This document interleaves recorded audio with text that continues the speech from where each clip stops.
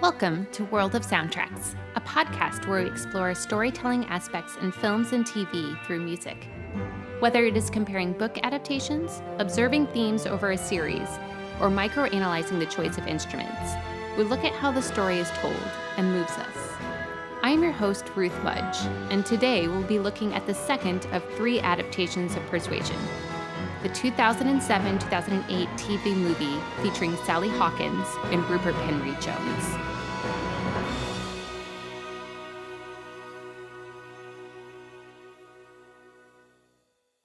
First of all, I would like to welcome any new listeners. I know that I recently had an interview with Austen Chat, which is a podcast about Jane Austen, and we got to discuss soundtracks from Pride and Prejudice and Emma, which was a lot of fun. So welcome to any of you who have come from listening to that specific podcast. I would also like to thank you for your patience between the first Persuasion episode and this one. We ended up buying a house and moving, and it's been a little crazy. So thank you for your patience, and I am very excited to get back into the second Persuasion. Back in 2007, there was a second surge of Austen adaptations on TV featuring three books that were 90 minutes each: Persuasion, Northanger Abbey, and Mansfield Park. They were broadcast by ITV in the UK in 2007, followed by PBS's Masterpiece Theater in the United States in January of 2008. The 3-hour miniseries of Sense and Sensibility also came out that year. Both Sense and Sensibility and Persuasion had the same composer, Martin Phipps. Martin Phipps, a British composer, has written a lot of music for British period dramas, including Elizabeth Gaskell's North and South, The Virgin Queen, Oliver Twist, War and Peace, A Woman in Gold, the newest movie of Napoleon, and seasons 3 through 6 of The Crown. He has won BAFTAs for Wallander and Small Island. One fun fact about Martin Phipps is that his godfather was British classical composer Benjamin Britten, because his parents were agents for quite a few classical performers and composers. However, like many teenagers, he decided playing in a band was much cooler instead of studying classical music, and then started writing music to accompany dramas once in drama school, in a similar trajectory to Patrick Doyle. While Phipps has done a lot of period dramas, he never wants his music to sound like that era, choosing to go for the more emotional side through contemporary minimalistic styles, heard in many films today, including Hans Zimmer. This also matches his background in playing in bands with limited amount of chords, but then using instruments and layers and atmosphere to tell the story. Unfortunately, there's very little information about the music, as this adaptation, as well as the other three from that year, do not have soundtracks available. It was in between some of the really big 90s miniseries, such as Pride and Prejudice, that had their own soundtracks on CDs, but before a lot of soundtracks were made available on streaming platforms such as Apple Music and Spotify, as is the case of newer shows like Sanditon. Persuasion was directed by Adrian Shergold, and the screenplay written by Simon Burke. One of the different things they did with this version was the idea of Anne sharing her feelings to the audience, hearing her voice as she is writing in her diary. This is similar to the idea of hearing Fanny Price's voice in the 1999 film of Mansfield Park through letters that she writes to her sister. Another aspect that these two films share is looking directly into the camera, breaking the fourth wall, bringing the audience into the heroine's emotions so they can see and feel Anne's heartbreak. Unlike the 1995 version, where everything is observed from the outside and remains subtle and reserved, this is a way to invite the audience into a quiet heroine's feelings and emotions that is shared in narration in the book, but rarely to any other character excepting Lady Russell. It is a shame that it had to be truncated into 90 minutes, as many aspects of the plot and characters had to be rushed or cut out due to time. Like the 1995 Persuasion, this one heavily features the piano, being Anne's instrument, as well as setting the mood and reflecting Anne's emotions. Along with it is the presence of strings, either to add depth as well as adding colors. Also, like Jeremy Sam's music from Persuasion 1995, there is very little else in the orchestral sound, although the string section is a little larger than just one violin and cello. One thing that makes Phipps a bit unusual is that he likes to use electronics or reverb in his music for sound effects. While not used frequently, the occasional use of it does add a different kind of sound and drama for his works. Phipps also uses a certain pattern in building his melodies and layers, first with a solo piano pattern, slowly changing chords by just one note, which which fits in with the minimalistic style, a style begun in classical music back in the 60s but has become quite popular in soundtracks. It often includes a repetitive rhythmic pattern that accompanies the slowly changing and repeating chords. It's a bit meditative and hypnotic, like this piece by Philip Glass, Metamorphosis 2, performed by Bruce Brubaker.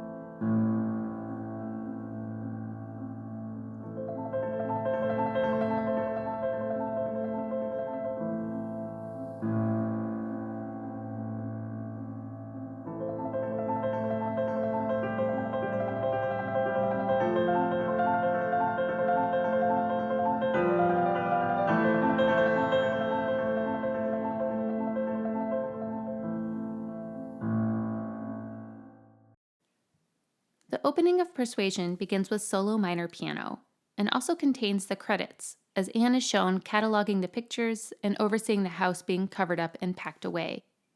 The camera follows her around the house, as swells in the cello or violin add color in a similar way to the music from the 1999 Mansfield Park by Leslie Barber. As the scene progresses, Phipps adds a melody or single note in the high part of the piano, which is then replaced by violins, followed by the cello, and then lower piano chords are added. He seems to like this trajectory of high to low, as he does this several times throughout the film. The following recordings are done on my keyboard, which is not the best quality, but it still gives you an idea of how everything sounds.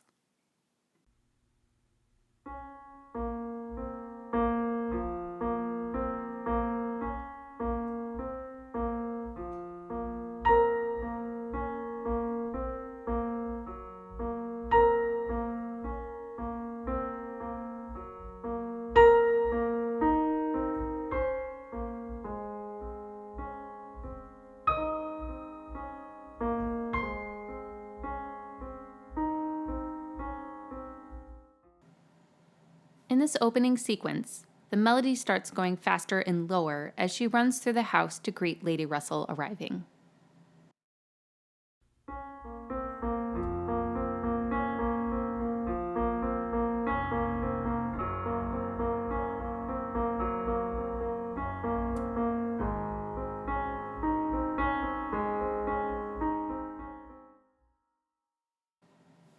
The camera seems to be handheld at times during this opening sequence following Anne around, and the music has a constant eighth note pattern throughout to keep that motion going underneath.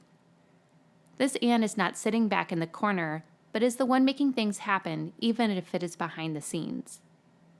This film is not as quiet as the previous one, although there is still a good amount of quiet and space for the dialogue. While it fulfills the role of many Austen films, accompanying movement to different scenes and locations, it also provides music as Anne shares her thoughts in her diaries and letters, or even as she enters situations that bring out her emotions regarding Captain Wentworth. This Anne shows her emotions in many ways to the audience, and so her music is at times moving or dreamlike, depending on whether she is active or reflective. While the main focus is on Anne, this version also gives a few moments to hear Captain Wentworth's side, as well as making it seem a little more balanced between these two former lovers, split apart and then finding each other again. It gives it a little more star-crossed lovers feeling and emotions due to the shorter time span. There are several themes that return in different points throughout the film.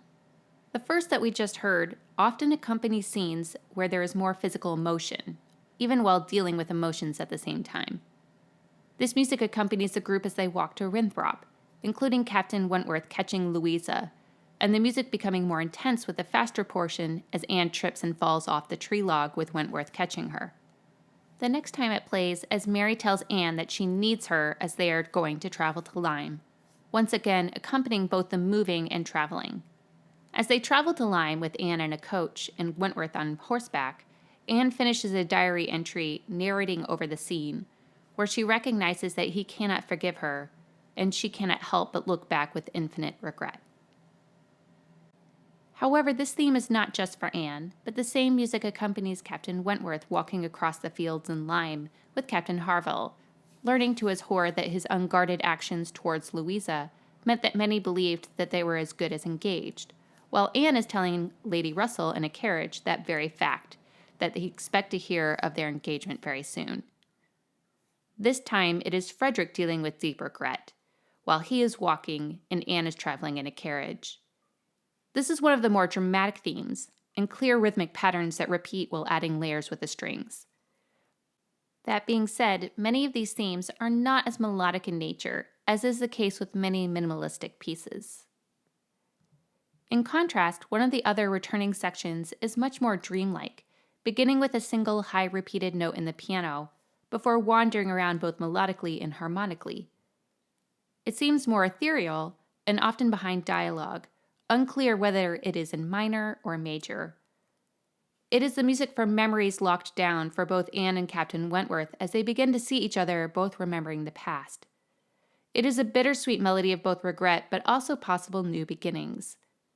It first occurs as Anne looks at her box of memories from the past, following the Elliot family leaving Kenneth Hall, and as she passes the Crofts arriving as she leaves. While she travels to visit Mary, the Crofts visit the new estate, learning that Anne is unlikely to be married, and Frederick had once been engaged in that part of the world before. It fills in some gaps due to a shorter time frame as everyone arrives at their various locations, and lets the audience know that not only was Anne hurt by their broken engagement, but so was Captain Wentworth. This music returns as Anne chooses to stay home from the dinner where everyone was supposed to meet Captain Wentworth, to watch over young Charles, and then the girls bring him over for the next morning, with Anne and Frederick meeting again for the first time in 8 years, as the piano fills in the gaps as they look at each other, with Captain Wentworth acknowledging that they were acquainted. This is a little sample of that opening melody, although not covering the entirety of the piece.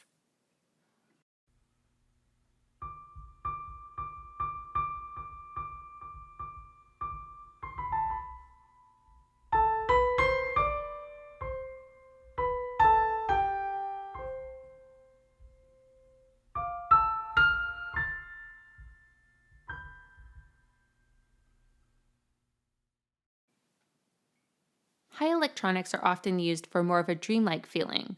Lacking a clear melody or rhythmic quality, it often masks discomfort, pain, or even confusion.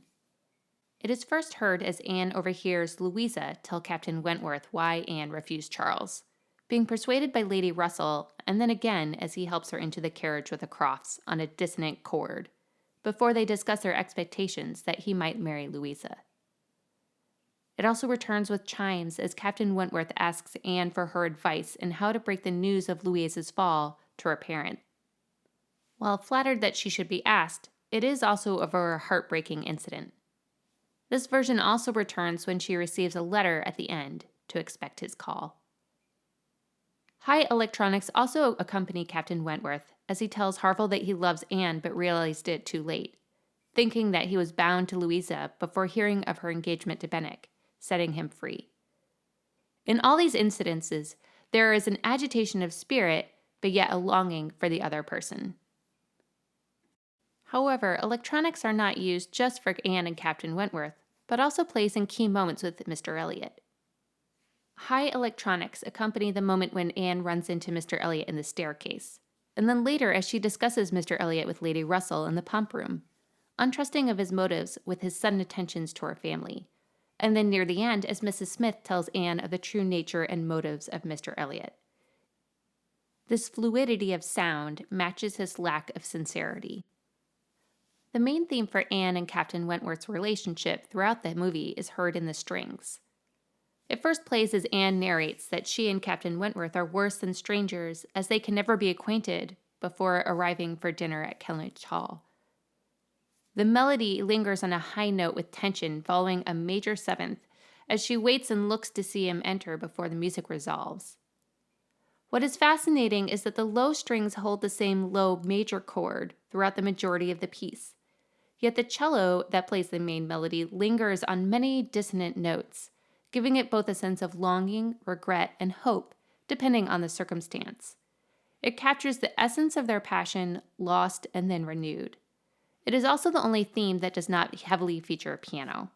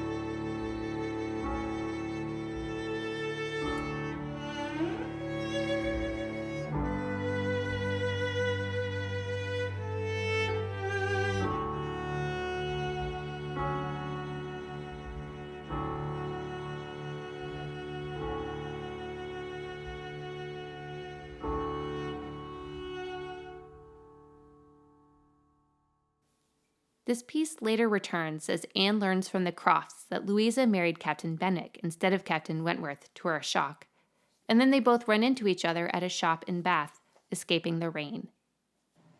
As they talk about Louisa and Benwick's engagement, the strings return with this cello melody, leading to Frederick's speech that a man does not recover from a devotion to such a woman. This meeting is more on equal footing for the first time, as Captain Wentworth has now moved on from his anger and bitterness. It is a new meeting, but they are still both aware of their past, as well as being a little awkward at times. This theme is heard a final time at the very end, as Frederick presents Anne with her home, Kellynch Hall, as a wedding gift, taking off the blindfold as a prize at the high-tension note, and then it resolves as she responds with joy as they waltz on the front lawn. The music that seemed angst-ridden at the beginning is now a moment of joy, filled in with a few extra string lines and piano chords at the end, but ultimately the same. They had always loved each other, and this music reflects their journey of coming back together. Phipps often has completely new music for happy endings of his series, so it is nice that he used a theme heard throughout the movie to bring a sense of completion and happiness after all the heartache, before birds are heard chirping over the credits. Some music in the film is used only once, essentially a one-off, used for very clear emotional depictions, such as the happy major scales and runs as the young Musgrove girls run over to meet Anne when she first arrives, and as she is met with joy by the parents, with the music continuing in the background. Or the sadder minor 6/8 melody as Anne chooses a dress preparing to see Captain Wentworth for the first time, before young Charles falls out of a tree, and then is carried in with the family unsure how bad it is, adding the cello for the added gravitas of the injury.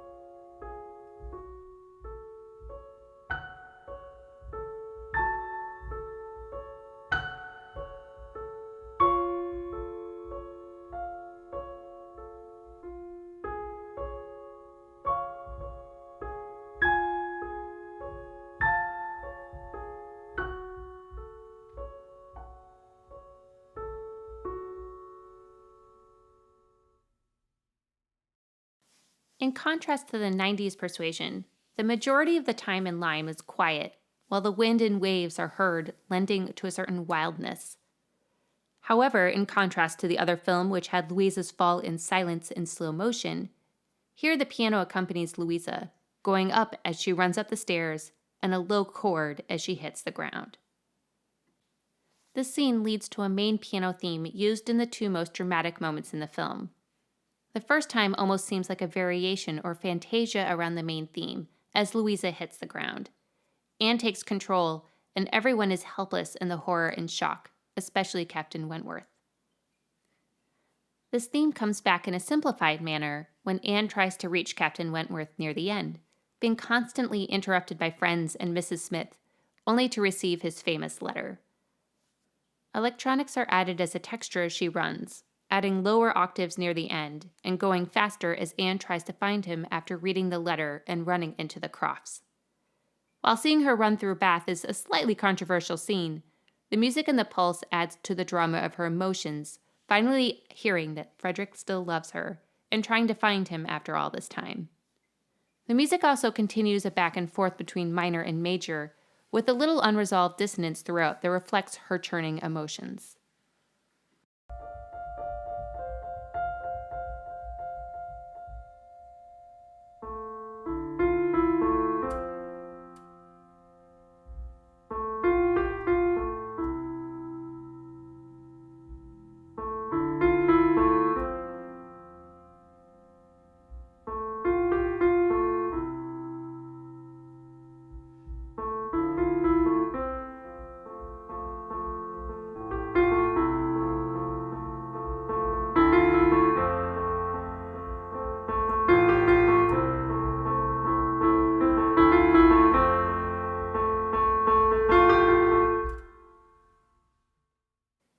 The music continues that most recent motif from running around, hearing his letter, as Anne declares that she will marry him and nothing will persuade her otherwise. In the same vein of the other pieces, the piano repeats the same pattern or similar chordal patterns with strings playing chords under it, filling in the space, but also not moving fast to give room for the words and to hold out the tension, as they have one of the longest pre-kiss moments ever. This particular track is the only one available, as Martin Phipps used it in the movie Woman in Gold, which he co-wrote with Hans Zimmer, featuring Helen Mirren and Ryan Reynolds. This has happened 3 different times for Phipps, where he uses music from his miniseries and other movies. My guess is that the music was used as temp music, which is pre-existing music, often from a temp library, that is edited with the film as a placeholder or a guide for what the director wants it to feel like or sound like. Since Phipps wrote those specific tracks, he could just re-record them and use them somewhere else if that matches the director's vision for that scene. While I don't know for sure that that is what happened in this case, I do know that he did that with a track from War and Peace in his new movie, Napoleon. Regardless, this is the version from Woman in Gold called I Lived Here that is almost identical to what is used in Persuasion.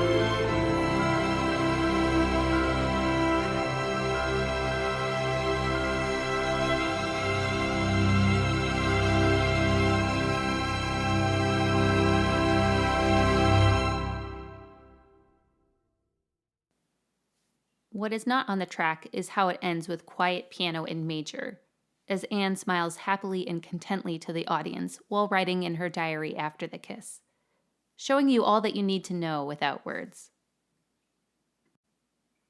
While the style of minimalism is less common in Jane Austen adaptations, the use of classical music as the music performed by characters throughout is used in many Austen adaptations. Anne plays Beethoven's famous Moonlight Sonata, seemingly lost in the music with Frederick stormily watching her play on the side. While most average pianists in the Regency era would not have access or the skill to play Beethoven, it does convey to the audience a vehicle for Anne to play something more emotional, as is true for many introverted musicians, outside of sharing her feelings in her journal, and a moment for Frederick to witness her playing while dealing with his own complicated emotions in regards to her, both resentful and perhaps a bit of longing as well.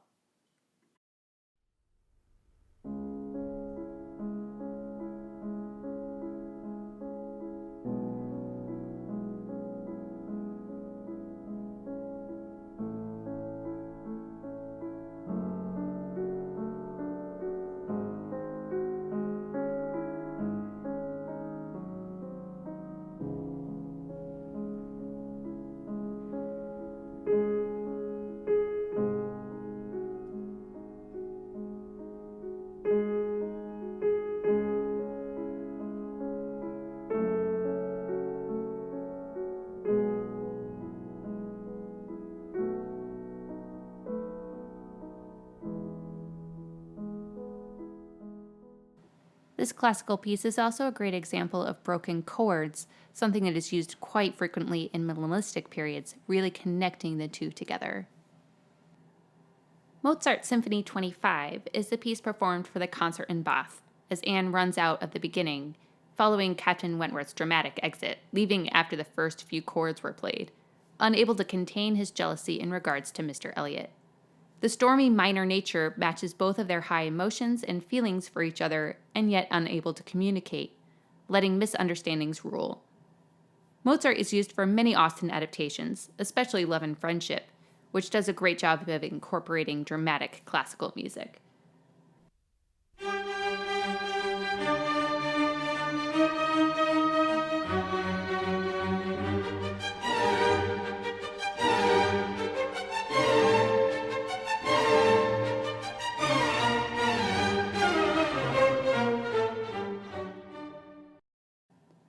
Of the 3 adaptations in the past 25 years, this one telegraphs the emotions most clearly of the hero and heroine, giving them moments to share their feelings either with friends or with the audience.